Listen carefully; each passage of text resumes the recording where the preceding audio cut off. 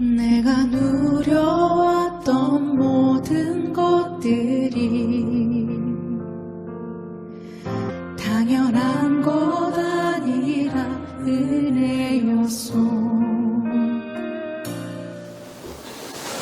안녕하세요 여러분. 목요일 아침에 또 여러분들 뵙습니다. 이번 주 강의가 마쳐지는 날인데요. 오늘은 어제에 이어서 누가복음에 등장하는 예수님의 비유들 두 번째 시간을 가지도록 하겠습니다. 누가복음의 특징 중에 하나가 예수님께서 많은 그 신앙의 교훈들을 비유라고 하는 방법을 통해서 전달해 주셨다는 데 있습니다. 자, 누가복음 펼쳐보기 가운데 누가복음에 나타난 예수님의 비유들과 그 교훈 두 번째 시간이 되겠습니다. 자, 그 많은 비유 가운데 어제 6가지 비유를 살펴봤어요. 오늘 7번째 비유인데요. 겨자씨와 누룩 비유입니다. 또 어떤 의미가 있는지를 살펴보겠습니다. 그러므로 예수께서 이르시되 하나님의 나라가 무엇과 같을까? 자, 우리가 지금 생각해 볼 겨자씨 비유, 누룩 비유, 어제 생각해 본 씨 뿌리는 자의 비유, 이건 다 하나님 나라와 관련된 거예요. 마태복음, 마가복음, 누가복음 이 세 가지를 공간복음이라 그랬죠. 공간복음의 주제가 하나님 나라입니다. 예수님께서 복음을 전하시면서 외치실 때 첫 번째 주제가 뭡니까? 회개하라, 하나님 나라가 가까이 왔느니라. 그래서 여러분, 우리는 복음서에서 이 하나님 나라라고 하는 주제를 잊어버리면 안 됩니다. 자, 근데 이 하나님 나라가 무엇과 같을까? 내가 무엇으로 비교할까 하시면서 드신 그 비유 가운데 첫 번째가 뭐가 나옵니까? 겨자씨가 나오는 거예요. 자, 마치 사람이 자기 채소밭에 갖다 심은 겨자씨 하나를 같으니 자라 나무가 되어 공중의 새들이 그 가지에 깃들였느니라. 여러분, 이 겨자씨 비유에서 주님이 강조하시고자 하는 그 내용이 뭘까요? 겨자씨가 작다는 데 있습니다. 겨자씨의 특징은 작은 거예요. 자, 그런데 겨자씨는 작기만 한 것이 아니고 씨는 작지만 그 씨를 뿌렸을 때 자랐을 때는 또 엄청나게 그 나무가 크다는 거. 그래서 나중에는 공중의 새들이 그 가지에 와서 깃들일 정도가 된다는 거. 여기에 또한 초점이 있는 거예요. 자, 그런데 이건 하나님 나라와 관련된 거라 그랬잖아요. 그래서 하나님 나라가 이 땅에서 처음 시작될 때만 해도 참 미미해 보였습니다. 겨자씨 하나처럼 아주 미약해 보였습니다. 그러나 하나님 나라에는 생명력이 있잖아요. 그 꿈틀거리는 생명력 때문에 하나님 나라의 복음이 전파되면서부터 여러분 서서히 하나님 나라가 자라기 시작해가지고 역사 속에 수없이 많은 영혼들이 와가지고 여러분 그 교회를 통해서 깃들여지게 되고 그 하나님 나라 복음을 통해서 그 영혼이 배불러지게 되고 그 영혼이 구원받아 하나님의 자녀가 되어지고 수없이 많은 영혼들이 바로 이 하나님 나라에 어떻게 됩니까? 결과적으로는 큰 영향을 받게 된다는 것을 보여주는 겁니다. 우리나라도 복음이 처음 전달됐을 때만 해도 참 미미했잖아요. 교회를 양귀신 사랑이라 그랬어요. 교회를 예배당을 지으려고 한다면은요, 와가지고 사람들이 불지르려고 하고, 큰 거 두드려 부숴가지고, 그걸 파괴하려고 하고요. 얼마나 참 방해가 많았는지 모릅니다. 이런 가운데 참 우리 한국교회가 오늘날 6만여 개의 교회가 생겼다는 거예요. 참 엄청난 거죠. 이렇게 많은 기독신자들이 생겼다는 건 참 기적적인 역사입니다. 이게 하나님 나라의 특징인 거예요. 그거 하나님 나라가 이렇게 외적으로 성장할 수 있다는 것을 보여주는 이 비유를 겨자씨 비유라고 얘기하는 거예요. 그러니까 하나님 나라 비유 가운데 중요한 한 비유입니다. 자, 이어지는 비유가 있는데요. 또 이르시되 내가 하나님의 나라를 무엇으로 비교할까? 마치 여자가 가루 서말 속에 갖다 넣어 전부 부풀게 한 누룩과 같으니라 하셨더라. 자, 아까는 겨자씨가 나왔다면 이번엔 누룩이 등장하고 있습니다. 겨자씨 비유가 하나님 나라가 외적으로 크게 성장해가는 것을, 시작은 미약하지만 나중엔 크게 성장하는 것을 보여주는 비유라면, 이 누룩 비유는 하나님 나라가 그 어느 가정에 들어가고 어느 심령에 들어가고 어느 사회단체에 들어가고 어느 나라 어느 민족에게 들어가면 내적인 측면에서 놀라운 변화를 가져오게 된다는 거예요. 그 당시에는 우리 여성들은 진짜 이 자유를 얻지 못한 채 정말 우리 조선시대만 하더라도 이 유교의 문화권 안에서 숨을 죽이며 지냈어요. 그 다음에 양반이 있었고 쌍놈이 있었고 쌍놈 신분을 가진 사람들은 정말로 이거 뭐 출세할 수도 없었고 장래 미래의 어떤 꿈도 꿀 수가 없었어요. 그런 것들이 우리 사회에 얼마나 많았습니까? 그런데 이 땅에 들어와서 복음이 전달되면서 학교가 세워지고 병원이 세워지고 또 예배당이 세워지고 이런 과정 속에서 또 우리 한글이 무실당했어요. 조선시대만 해도. 우리나라 글인데도 세종대왕이 만드신 글인데도 무시를 당했는데 우리 교회에서 야 이거 복음 전하고 성경을 번역하고 하는 데는 한자는 너무 어렵고 한글이 최고다 생각하고 그 한글을 갖다가 많이 발전시키는 데 있어서 우리 한국교회의 공헌이 정말 엄청났습니다. 이런 걸 통해서 우리 사회가 오늘 대개혁이 일어난 거예요. 이런 변화가 나타나는 겁니다. 한 가정에 이런 변화가 일어나고 한 사회에 이런 변화가 일어나고 이것들이 뭡니까?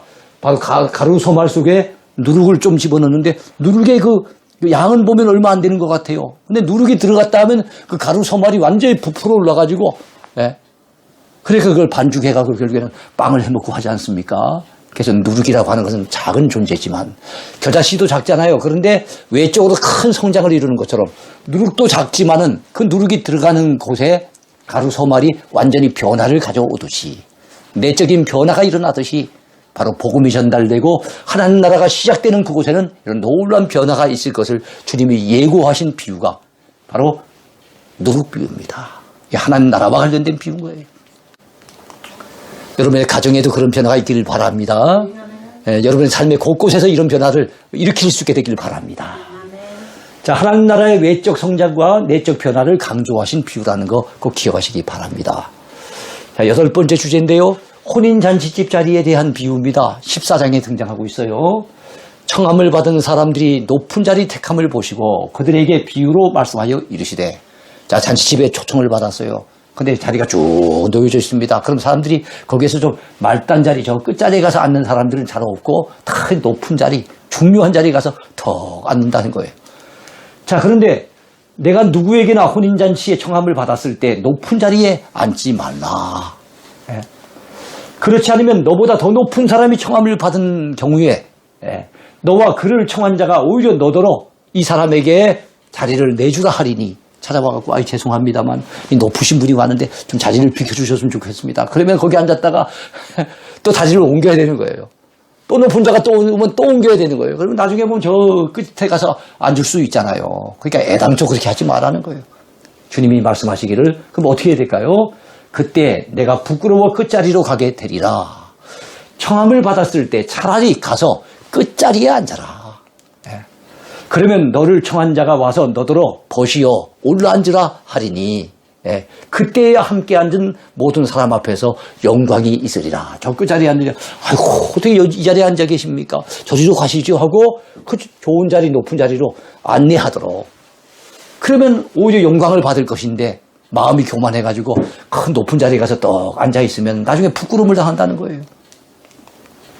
이거는 자기를 높이는 자는 낮아지고 낮추는 자는 높아질 것을 주님께서 가르치시기 위해서 쓰셨던 그런 비유입니다. 자, 이른 양 비유입니다. 15장에 나오죠.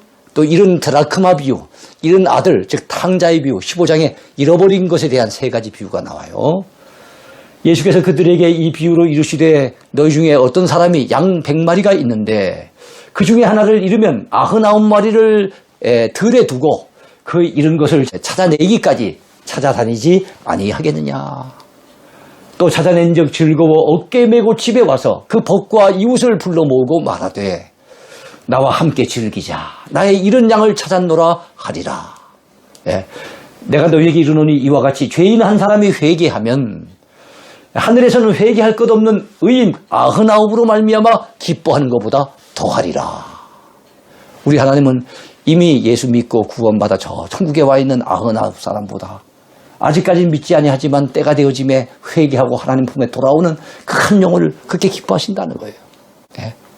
회개할 필요가 없어진 그 사람들보다 회개해야 될 그 한 사람이 돌아온 걸 하나님 그렇게 고대하며 기다리신다는 겁니다. 그래서 이 잃은 양의 비유는 한 영혼의 가치를 말씀하신 비유이고 또 한 영혼이 회개하고 돌아왔을 때 하나님이 정말로 하늘에서 기뻐하신다는 것을 강조하신 그런 비유입니다. 자, 잃어버린 영혼을 찾기를 기뻐하시는 하나님의 마음을 전하신 비유예요. 그러니까 이 마음을 안다면 우리가 열심히 전도해서 한 영혼을 주께로 인도내는 일에 또 열심을 내야 될 줄로 믿습니다. 이런 드라크마 비유도 같은 주제를 담고 있는 비유입니다. 어떤 여자가 10 드라크마가 있는데 하나를 잃으면 등불을 켜고 집을 쓸며 찾아내기까지 부지런히 찾지 아니하겠느냐. 또 찾아낸즉 벗과 이웃을 불러 모으고 말하되 나와 함께 즐기자. 이런 드라크마를 찾아내었노라 하리라. 내가 너희에게 이르노니 이와 같이 죄인 한 사람이 회개하면 하나님의 사자들 앞에서 무엇이 된다고요? 기쁨이 되느니라. 누가복음은 기쁨과도 관련된 복음이라 그랬잖아요. 기쁨의 복음, 찬송의 복음, 그리고 또 기도의 복음 이렇게 강조하지 않습니까? 또 잃어버린 자를 위한 복음, 또 사람 복음, 또는 인자 복음이라 그러죠. 이런 것들이 누가복음의 특징 중에 하나인데 여기도 보면 기쁨이 나와요. 어떤 기쁨입니까? 한 영혼을 찾았을 때의 기쁨. 한 죄인 한 사람이 하나님 품으로 돌아왔을 때 하나님께서 얼마나 기뻐하시는지를 알려주는 그런 기쁨인 거예요.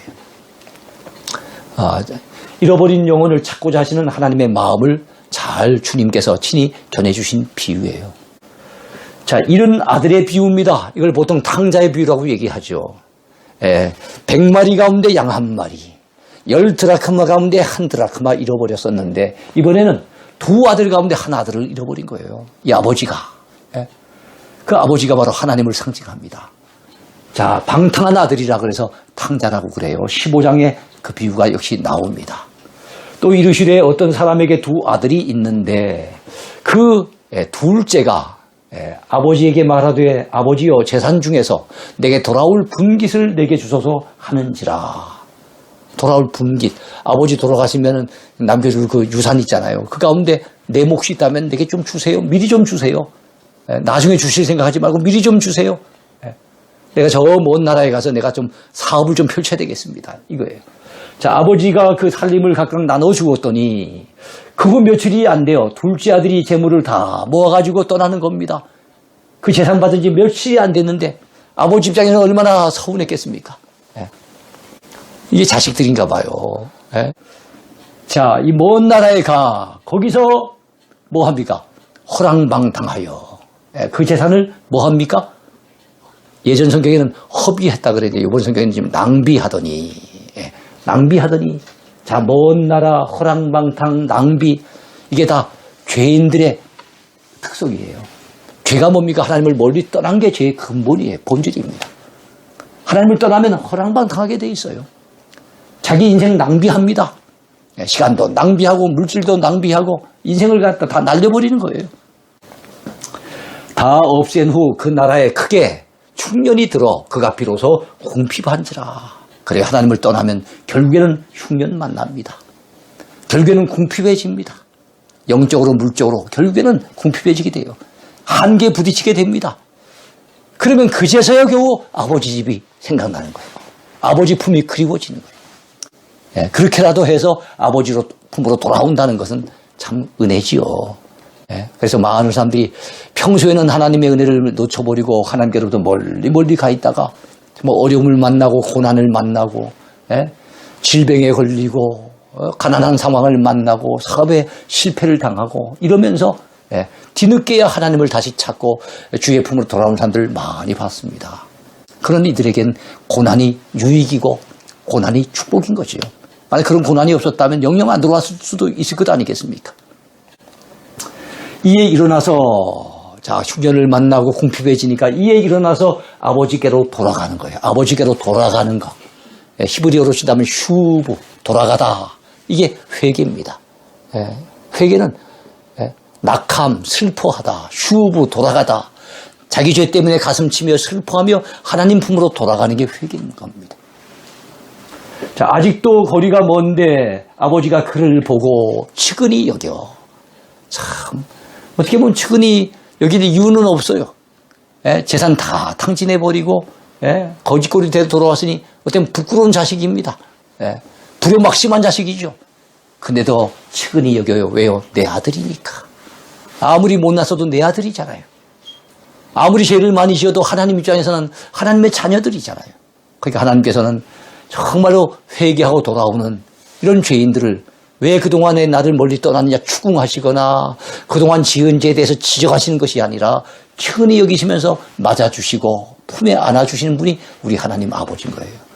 달려가 목을 안고 입을 맞추니 아들이 이르되 아버지 내가 하늘과 아버지께 죄를 지었사오니 지금부터는 아버지의 아들이야 일컬음을 감당하지 못하겠나이다 하나 아버지는 종들에게 이르되 제일 좋은 옷을 내다 입히고 뭘 잘했다고 제일 좋은 옷 입힙니까? 근데도 그게 아버지의 마음인 거예요. 손에 가락지를 끼우고 자 반지를 끼워줍니다. 발에 신을 신기라. 그 당시 여러분 신발을 아무나 신는 게 아니에요. 주인들이 신발을 신고 종들이 신발을 안 신고 이랬다 그래요. 신을 다시 신겨준다는 거. 좋은 옷을 입히고 손에 가락지를 끼워준다는 건 아들의 지위를 회복시켜주는 걸 얘기하는 겁니다. 그리고 살찐 송아지를 끌어다가 잡으라. 우리가 먹고 즐기자. 자, 이 내 아들은 죽었다가 다시 살아났으며 내가 잃었다가 다시 얻었노라 하니 그들이 즐거워하더라. 항상 보면은 여기는 잃어버린 것이 있고 때가 또 찾기도 하고 때가 되어지면 결국은 찾아냈을 때 너무 기뻐하면서 잔치를 베푸는 내용이 세 가지 비유, 이런 양 비유에도 이런 드라크마 비유에도 이런 아들, 이 탕자의 비유에도 다 나오는 것을 봐요. 거기서 그 잃어버린 것을 찾는 그 기뻐하시는 분이 누굽니까? 하나님인 거예요. 탕자의 비유에서는 이 아버지가 바로 우리 하나님 아버지인 겁니다. 이게 하나님의 마음인 거예요. 아무리 우리가 과거에 죄를 많이 지어도 하나님 품으로 회개하고 돌아오기를 그토록 기다리시고 돌아왔을 때 그토록 기뻐하시는 우리 하나님. 이 하나님의 마음을 예수님은 비유를 통해서 잘 전해주신 겁니다. 자, 잃어버린 영혼이 돌아올 때 하나님 아버지께서 얼마나 기뻐하시는지 가르쳐 주신 비유입니다. 이거 잊어버리지 마세요. 자, 부자와 거지 나사로의 비유 16장입니다. 16장. 자, 한 부자가 있어. 자색 옷. 자색으로 되어 있는 이 옷은 아주 화려한 옷입니다. 그러니까 비싼 옷이죠. 그 당시로서는. 그리고 고운 배옷을 입고. 자, 옷부터가 부자라서 역시 부자 느낌이 나는 거예요. 요즘으로 신으면 아주 명품 옷을 갖다 걸치고 있는 겁니다. 그러다가 날마다 호화롭게 즐기더라. 잔치를 그냥 즐기는 게 아닙니다. 호화롭게 즐깁니다. 그것도 일주일에 한 번, 한 달에 한 번 즐기는 것도 아닙니다. 날마다 즐깁니다. 그만큼 물질적인 여유가 있고 풍요롭다는 거예요. 자, 그런데 나사로라 이름하는 한 거지가 헌배투성이로 그의 대문 앞에 버려진 채 돌봐줄 사람이 없으니까 그 몸에 아마 제대로 씻지도 못하고 그렇게 지낼 것 아닙니까? 그러니까 온 몸에 헌대가 나 있는데 심지어는 개들이 와가지고 말입니다. 그 헌대를 핥는 내용이 조금 이따 나올 거예요. 그 부자의 상에서 떨어지는 것으로 배불리려 하며 심지어 개들이 와서 그 헌대를 핥더라 그랬습니다. 자, 이에 그 거지가 죽어 천사들에게 받들려 누구의 품에 들어갑니까? 천국에 들어가는 것을 때로는 아브라함의 품에 들어가는 것으로 또 성경에 그렇게 비유하기도 해요. 자, 그 거지만 죽은 게 아니에요. 부자는 아마 거지보다는 더 오래 살았는지 모르겠지만 그도 때가 되어짐에 결국엔 죽어서 장사가 됩니다. 장사 지낼 때 아마 화려한 장사가 이루어졌겠지요. 많은 사람들이 와가지고 아마 화려하게 그 장례식을 했을지 몰라요. 여러분 아무리 장례식 화려하면 뭐합니까? 죽은 부자는 이 땅에 화려한 장례식과는 아무 상관없이 이 땅에 화려했던 잔치하고는 상관없이 정반대로 지옥에 던져지고 맙니다. 그가 음부에서 자 지옥을 때로는 음부라고도 하고 계시록에서는 불못이라고도 하고 여러 가지 표현합니다. 예를 들면 천국을 낙원이라고도 하고 천국에 가는 것을 아브라함의 품에 안긴 것으로 그렇게 묘사하는 것처럼 지옥도 그렇답니다. 그가 음부에서 고통 중에 고통을 받습니다. 눈을 들어 멀리 아브라함과 그의 품에 있는 나사로를 보고 불러 이렇게 얘기를 합니다. 아버지 아브라함이여 나를 긍휼히 여기사 나사로를 보내어 그 손가락 끝에 물을 찍어 내 혀를 서늘하게 하소서. 뭐 나사로가 이리 오라면 오고 가라면 가고 뭐 이제 자기 마음대로 되는 줄 알고 옛날 아직까지 그 생각을 못 버리고 있어요. 근데 손가락 끝에 물 한 방울 찍어서 내 혀를 서늘하게 해달라는 걸 보면 얼마나 고통을 당하고 있는가 하는 것을 우리는 알 수 있는 거예요. 내가 이 불꽃 가운데서 괴로워하나이다. 그는 그렇게 고백을 합니다. 이르되 그러면 아버지여 구하노니 나사로를 내 아버지의 집에 보내소서. 또 이번엔 또 이 나사로를 갖다가 아버지 집에 보내라고 하는 거예요. 자, 내 형제 5이 있으니 그들에게 증언하게 하여 그들로 이 고통받는 곳에 오지 않게 하소서. 참 이 부분을 보세요. 그들로 이 고통받는 곳. 지옥이 어떤 곳입니까? 고통받는 곳입니다. 처절하게 고통받는 곳. 고통받으며 몸부림치는 것. 나는 어쩔 수 없다 하더라도 내 형제만은 오지 않았으면 하고 그토록 애타게 바라는 것. 그것이 바로 지옥인 거예요. 아브라함이 이르되 그들에게 모세와 선지자들이 있으니 그들에게 들을지니라. 아브라함이 그런 얘기를 했어요. 이르되 그렇지 아니하나이다. 자, 이 지옥에 던져져 있으면서도 아브라함의 말에 대해서 또 뭔가 그렇지 않다고 또 딴지를 겁니다. 그렇지 않습니다. 그러면서 자기 생각, 참 이 신앙이 잘못되면요 자기 생각에 빠지기가 쉬워요. 우리는 말씀대로 믿어야 되지 자기 생각대로 믿으면 안 됩니다. 이 사람이 생각하기에 아버지 아브라함이요 만일 죽은 자에게서 그들에게 가는 자가 있으면 회개할 겁니다. 죽었다가 살아난 사람이 지옥이 있습니다. 천국이 있습니다 하면 누가 안 믿겠습니까? 이렇게 지금 얘기하는 거예요. 이르되 모세와 선지자들에게 듣지 아니하면 자 아브라함이 얘기하는 거예요. 모세가 전하는 말씀을 듣지 아니하고 선지자들이 전하는 메시지 듣지 않는다면 죽은 자들 가운데 살아나는 사람 비록 죽은 자 가운데서 살아나는 자가 있을지라도 권함을 받지 아니하리라 하셨다 하시니라. 여러분 이 말씀 속에서 신앙이라고 하는 것은 기적을 통해서 오는 것은 아니구나. 죽은 자가 살아나서 뭐 한마디 한다고 해서 그것 때문에 믿어지는 것, 그것 때문에 구원받는 것이 아니라 모세가 전하고 선지자들이 전하고 사도들이 전하고 오늘날 목회자들이 전하는 바로 그 하나님의 말씀. 믿음은 들음에서 나며 들음은 그리스도의 말씀으로 말미암았다 그랬으니 그 주님의 말씀을 통해서 우리가 믿음을 가지게 되고 그 믿음으로 우리가 구원받는 것이지 죽은 자가 벌떡 일어나가지고 뭘 증언했다 해가지고 믿음이 생기는 것은 아니라는 거. 이 누가복음 16장을 통해서 우리는 분명하게 알게 되는 겁니다.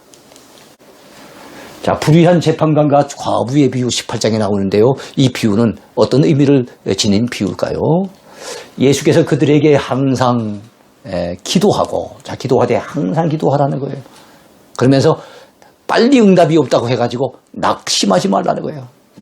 낙심하지 말아야 할 것을 비유로 말씀하여 이르시되 갈라디아서 6장에도 보면 선을 행하다 낙심하지 말지니 때가 이름에 거두리라. 여러분 기도하는 것도 씨를 뿌리는 거나 똑같아요. 씨를 뿌리다가 금방 뭐 싹이 나갖고 금방 열매 맺는 거 아니잖아요. 씨를 뿌릴 때가 있으면 열매 맺기까지 많은 시간들 인내하며 농부가 기다려야 될 것 아닙니까? 마찬가지로 우리가 기도한다고 당장 응답받는 것도 있긴 하겠지만 대다수의 경우는 그 응답하기까지는 많은 시간이 걸려요. 그 기간 동안에 하나님은 얼마든지 금방이라도 응답해 주신 능력이 있으시지만 더욱더 기도하는 사람, 더욱더 하나님을 의지하는 사람, 끈질기게 하나님을 참 신뢰하는 사람으로 우리를 다듬으시기 위해서 하나님은 하나님의 때에 가장 적당한 때에 우리에게 응답을 해 주세요. 근데 이 응답이 늦어지니까 내 생각보다 늦어지게 되니까 낙심하기가 쉽다는 겁니다.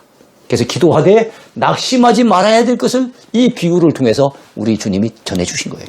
그렇다면 그 비유가 어떤 내용이겠습니까? 어떤 도시에 하나님을 어떻게 합니까? 두려워하지 않는 거예요. 하나님을 두려워하지 않으니까 하나님도 두려워하지 않으니까 사람을 무시합니다. 옛날 성경에는 멸시한다 그랬어요. 사람을 멸시하는 한 재판관이 있는 겁니다. 자, 근데 이 재판장이 그 도시에 한 과부가 있어 자주 그에게 가서 내 원수에 대한 나의 원한을 풀어주소서 하되. 여러분 이 과부인데 과부라는 건 남편이 없다는 얘기잖아요. 근데 재판장에 가서 내 원수에 대한 나의 원한을 풀어달라는 걸 보면은 그 남편이 어떤 원수, 어떤 참 악한 사람에 의해서 아마 죽임을 당하지 않았을까. 그래서 이 과부에게는 원한이 맺혀 있는 것이 아닐까 이 생각해 볼 수가 있어요. 그런데 지금 이제 그 과부의 부탁을 듣고 있는 사람은 하나님을 두려워하지도 않고 사람을 무시한 사람이에요. 한두 번 찾아가 부탁한다고 무슨 응답을 주겠습니까? 전혀 그럴 사람이 아닌 거예요. 근데도 이 사람 아니면 도와줄 리가 없는 거예요. 이 사람 아니면 해결할 줄 방법이 없는 거예요. 그 사건을 맡아서 판결을 내려줄 사람은 바로 이 재판관밖에 없는 것을 알고 정말 이 과부가 찾아갔을 때 수없이 많은 서름도 당하고 무시도 당했지만 그럼에도 불구하고 그 끈질기게 꾸준하게 계속 그 재판장을 찾아가는 겁니다. 그가 얼마 동안 듣지 아니합니다. 계속 찾아와도 듣지 않았는데 후에 속으로 생각을 하게 됩니다. 이 재판장이 어떤 생각을 가지는가 하면 내가 하나님을 두려워하지 않고 사람을 무시하나 이 과부가 나를 번거롭게 하니 계속 찾아와서 물고 늘어지는데 진돗개처럼 막 그냥 막 물고 늘어지는데 도무지 번거롭게 해갖고 견딜 수가 없는 거예요. 그래서 내가 그 원한을 풀어주리라. 귀찮아서 풀어주겠다는 거예요. 그 과부가 불쌍해서도 아니고 그 과부를 사랑해서도 아니고 안타까워서도 아닌 거예요. 귀찮아서 번거롭게 하기 때문에 그래서 원한을 풀어주겠다는 겁니다. 근데 우리가 꾸준히 기도할 때 우리 기도를 받으시는 하나님은 어떤 분이십니까? 이 재판장하고는 비교가 안 되는 분이잖아요. 비교할 수 없는 분이잖아요. 그런 은혜로우신 하나님, 사랑이 풍성하신 우리의 아버지, 우리의 기도하면 응답 주시겠다고 약속하신 그 하나님 앞에 우리가 꾸준하게 가서 계속 기도한다면 하나님 응답 안 주시겠습니까? 자, 그렇지 않으면 늘 와서 나를 괴롭게 하리라 하였느니라. 내가 빨리 원한 풀어주지 않고 저 여자의 소원을 들어주지 않으면 나를 계속 찾아와서 괴롭게 할 것이니까 안 되겠다. 저 여자의 원한을 풀어줘야 되겠다. 이게 재판장의 결론이에요. 자, 주께서 또 이르시되 불의한 재판장이 말한 것을 들으라. 자, 하물며 하나님께서 하물며 앞에 있는 내용하고 이렇게 비교하는 겁니다. 주님께서 종종 비교하실 때 하물며라는 말씀을 사용하셨어요. 밤낮 부르짖는 택하신 자들의 원한을 풀어주지 아니하시겠느냐. 그들에게 오래 참으시겠느냐. 오래 안 참으신다는 거예요. 때가 되어지면 반드시 하나님께서 그들의 원한 풀어주시고 그들의 소원 들어주신다는 거예요. 그러니까 기도하다가 낙마하지 말라는 거예요. 낙심하고 포기하지 말라는 거예요. 이런 비유가 바로 누가복음 18장에 등장하여 내가 너희에게 이르노니 속히 그 원한을 풀어주시리라. 그러나 인자가 올 때 세상에서 믿음을 보겠느냐 하시니라. 이 비유 끝에서 이런 말씀을 하세요. 정말 그런 믿음을 가지고 한결같은 믿음을 가지고 하나님만 매달려 꾸준히 기도한 사람이 얼마나 있겠느냐. 주님은 안타까워하신 거예요. 낙심하지 말고 끈질기게 기도하면 하나님께 응답받을 수 있다는 사실을 가르쳐 주신 유명한 비유입니다. 자, 이제 마지막 누가복음의 비유 가운데 마지막 비유입니다. 바리새인과 세리의 비유가 18장에 나와요. 자, 또 자기를 의롭다고 믿고 다른 사람을 멸시하는 자들에게 이 비유로 말씀하시되 자기를 의롭다고 믿어요. 그리고 다른 사람들을 멸시하면서 그들을 갖다가 정죄하는 비판하기 좋아하는 사람들이에요. 누구겠습니까? 바리새인 같은 사람들이겠죠. 자, 두 사람이 기도하러 성전에 올라가니 하나는 바리새인이요 하나는 세리라. 바리새인은 그동안에 그 당시의 사람들 가운데 아주 신앙생활 잘하는 것처럼 율법을 잘 지키는 것으로 평판을 받고 존경을 받는 자들이에요. 세리는 그 당시에 백성들의 그 세금을 포탈해서 로마에다가 올린다고 하면서 자기 주머니에도 많이 채우는, 그래서 죄인 취급을 당하는 세리입니다. 자, 바리새인은 서서 따로 기도하여 이르되, 자, 하나님이여 나는 다른 사람들 곧 어떻습니까? 토색은 남의 것을 빼앗아서 자기 주머니 채우는 걸 얘기합니다. 불의, 간음을 하는 자들과 같지 아니하고 이 세리와도 같지 아니함을 감사나이다. 형식은 감사를 취했지만 내용은 봤더니 순전히 자기 자랑하는 거예요. 자기의 의를 드러내는 거예요. 자, 나는 일에 2번씩 금식하고 또 소득의 11조를 드리나이다. 이제 자기 자랑이 계속되고 있습니다. 사실 일에 2번씩 금식한다는 거, 유대인들은 그 당시 월요일, 목요일에 금식했다 그러더라고요. 그 쉬운 일이 아닙니다. 나름대로 자기의 열심 됐죠. 그러나 이것은 무슨 자랑할 거리는 아니에요. 더더욱이나 하나님 앞에서 자랑할 수 있는 인생이 누가 있습니까? 그래서 이 사람은 기도는 보면 기도라고 보기에는 어떻게 보면 하나님 앞에 자기 자랑 들어놓고 일장연설을 하는 것 같은 그런 느낌이 듭니다. 근데 여러분, 여기에 비교되는 한 사람이 있습니다. 세리는 멀리 서서 감히 눈을 들어 하늘을 쳐다보지도 못하고 고개를 푹 숙인 상태에서 다만 가슴을 치면서 소리를 칩니다. 하나님이여 불쌍히 여기소서. 나는 죄인이로소이다. 자기 자신의 죄를 고백하며 불쌍히 여겨달라고 호소하고 있습니다. 이제 예수님이 말씀하십니다. 이 비유를 드시면서 두 사람을 비교하시면서 내가 너희에게 이르노니 이에 저 바리새인이 아니고 남들이 봤을 땐 바리새인이 의롭다고 인정받을 것 같은데 저 바리새인이 아니고 이 사람이 회개하는 이 세리가 하나님 앞에 의롭다 하심을 받고 그의 집으로 내려갔느니라. 그래요. 사람이 보는 기준과 하나님이 보신 기준은 달라요. 여러분, 무릇 자기를 높이는 자는 낮아지고 자기를 낮추는 자는 높아지리다. 여기서 높이는 자는 누구였어요? 바리새인이잖아요. 그 사람은 우리 주님이 아예 탁 땅바닥까지 낮춰버리셨어요. 자기를 낮추는 자 가슴을 치며 하나님이여 나는 죄인입니다. 불쌍히 여겨주소서 하는 그를 오히려 우리 하나님은 높여주셨다는 거예요. 다른 사람을 자신과 비교하여 멸시하지 말고. 왜 주님이 이 비유를 드렸을까요? 사람들 가운데는 자기가 의롭다고 생각하는 사람들이 있어요. 근데 그들은 자기가 의롭다고 생각하는 이유가 있어요. 그런가 하면 도적질하는 사람하고 봤을 때 내가 괜찮아 보이는 거예요. 간음하는 사람들을 봤더니 내가 그 사람보다 훨씬 나은 것 같은 거예요. 감옥에 들어가지 않은 것만 생각해도 내가 이만하면 잘 살아왔다 생각하는 거예요. 예? 더더군다나 종교적인 열심이 있어서 일주일에 2번씩 금식도 하고 소득의 11조를 꼬박꼬박 안팎드리고 드리니까 이 정도면 내가 의로운 사람 아니겠나 이제 자기 착각에 빠지는 거예요. 예? 근데 여러분 하나님 앞에 의로워지는 것은 다른 사람과의 비교를 통해서 의로워지는 게 아니에요. 다른 사람 제껴놓고 하나님 앞에 벌거벗은 상태에서 나 자신이 서야 돼요. 예? 있는 모습 그대로 가지고 서야 돼요. 근데 그 하나님이 우리를 이렇게 보렸을 때 우리를 의롭다고 인정해 주셔야만 그게 진짜 의로워지는 거예요. 근데 그렇게 자기 행위를 가지고 의롭다고 떳떳이 설 인생은 아무도 없기 때문에 우리 하나님은 예수 믿는 사람, 주님을 의지하는 사람, 십자가의 그 복음을 받아들이고 의지하는 사람에게 바로 믿음에 의한 의로움을 선포하시는 분이 우리 하나님이신 걸 알아야 됩니다. 그러니까 그 세리는 죄가 없어서 의로워진 게 아니에요. 자기 죄를 죄로 깨닫고 하나님 앞에 회개했기 때문에 믿음으로 회개했기 때문에 의로워진 것이고 바리새인은 사람들과의 비교를 통해서 자기 자신이 의롭다고 착각을 했지만은 사실 하나님이 바라보셨을 땐 의로운 인생이 아니라 교만해도 이게 보통 교만한 인생이 아닌 거예요. 하나님이 역겨워하실 만한 그런 인생인 거예요. 그러니까 오히려 땅바닥까지 하나님께서 낮추시는 것을 볼 수가 있어요. 그래서 여러분 우린 다른 사람과의 비교를 통해서 내가 잘난 사람, 똑똑한 사람, 의로운 사람이라고 착각하면 안 됩니다. 우리를 의롭다 인정하실 분은 하나님밖에 없어요. 모두 하나님 앞에서 나 자신을 살피고 나 자신을 발견할 수 있는 자기 성찰이 이루어져야 됩니다.